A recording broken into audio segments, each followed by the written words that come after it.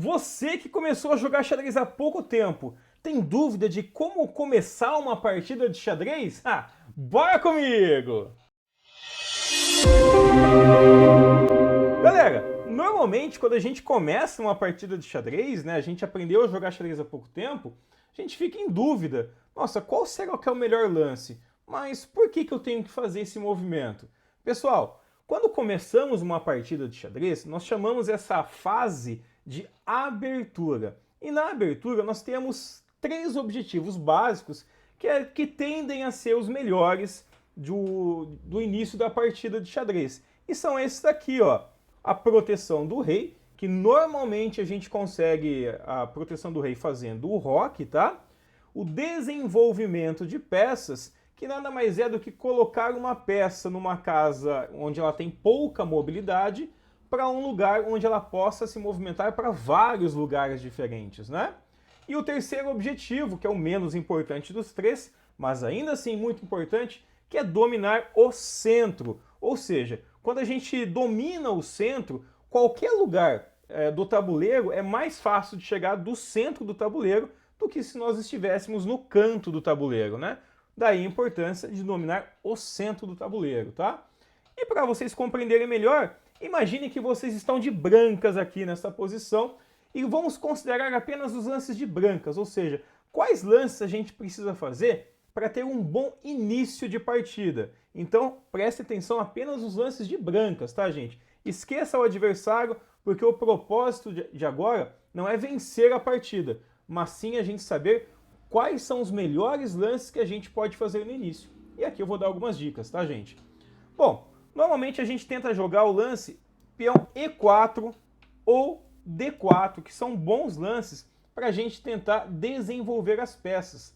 Normalmente o iniciante ele tenta jogar aqui por H4 ou por A4 com a ideia de tentar sair com a torre, tá? Mas isso não é um bom plano, porque a torre é uma peça muito valiosa. Normalmente a gente desenvolve a torre atrás dos peões, tá? Por quê? Porque é mais fácil a gente atacar o adversário com o peão, que é uma peça de menor valor, do que utilizar uma torre, que é uma peça muito valiosa, que se o adversário conseguir atacar essa peça, a gente vai ter que ficar perdendo tempos. Ou seja, a gente vai ter que gastar lances voltando à torre, né? Então aqui a gente joga o lance E4, né? Porque com esse lance a gente já pode sair com o bispo depois jogar o cavalo e já fazer o roque. Além do que, o peão E4 ele permite que dominemos as casas de D5 e F5, né? Essas duas casas são muito importantes para a gente poder impedir que o adversário desenvolva suas peças de uma forma muito eficiente, né? Bom, se a gente pudesse jogar mais uma vez, vou fazer qualquer lance aqui de pretas, tá, gente? Nós faríamos o lance D4, porque aqui com o lance E4 e D4, nós conseguimos dominar já 4 casas do centro. Olha só, com 2 lances, dominamos 4 casas, né? Se a gente pudesse fazer mais um lance aqui nessa posição, seria desenvolver o cavalo. Normalmente, desenvolver os cavalos costuma ser mais seguro do que desenvolver os bispos primeiro. Por quê? Porque normalmente os bispos ficam melhor desenvolvidos na quarta fila ou na quinta fila, que são mais próximas do adversário do que o cavalo na terceira fila. Ou seja, é mais fácil para o adversário atacar um bispo seu na quarta e na quinta fila do que um cavalo na terceira. Ou seja, desenvolver o cavalo na terceira costuma ser mais seguro, mais prudente. Não necessariamente é o melhor, mas costuma ser o mais seguro, tá? Se eu tivesse mais um lance aqui, eu jogaria o meu cavalo em C3. Aqui eu já tenho 2 cavalos desenvolvidos e reparem que o cavalo ele está ajudando o peão a dominar o centro, né, gente? Então aqui nós temos muitas casas já dominadas pelas peças brancas.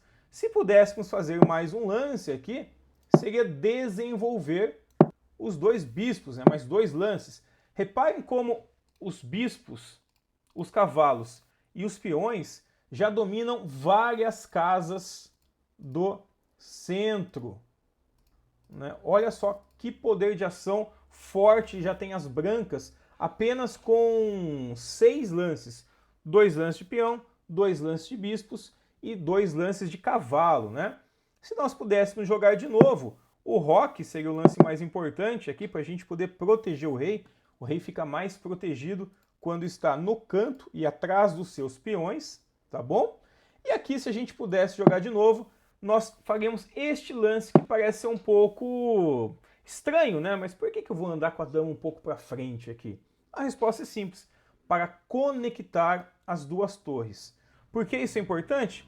Reparem aqui, antes de nós avançarmos a dama, a gente tinha quantos lances possíveis de torre?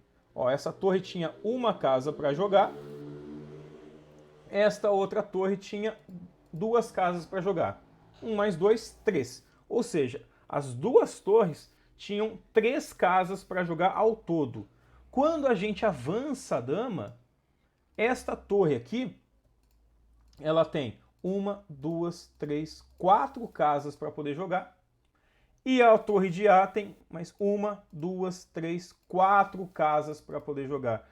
Ou seja, a quantidade de lances possíveis aumentou de 3 para 8, né? Apenas com o movimento de dama. Ou seja, nós aumentamos a mobilidade das torres. Se nós pudéssemos fazer mais um movimento sem pensar em atacar o adversário, nós centralizaríamos a torre de A na coluna de D aqui, né? E depois nós centralizaríamos a torre de F na coluna de E.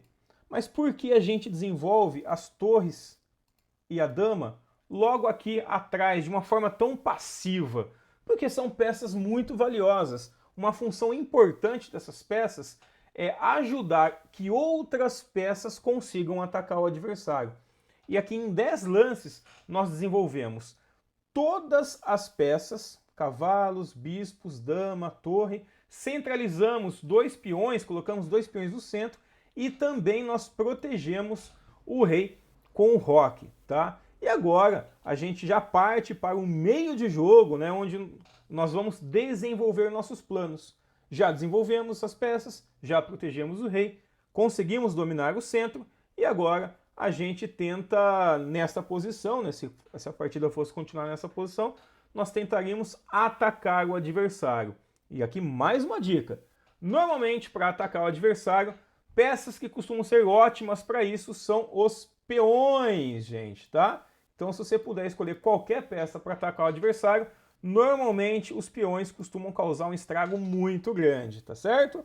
Tá aí, gente. Essa é a nossa aula bem rapidinha sobre desenvolvimento de peças, né? Sobre a abertura. Se você quiser aprender muito, mas muito mais, entra no meu site, preenche lá o cadastro que eu entro em contato com você para que você seja meu aluno, ok? Até a nossa próxima aula. Tchau, tchau!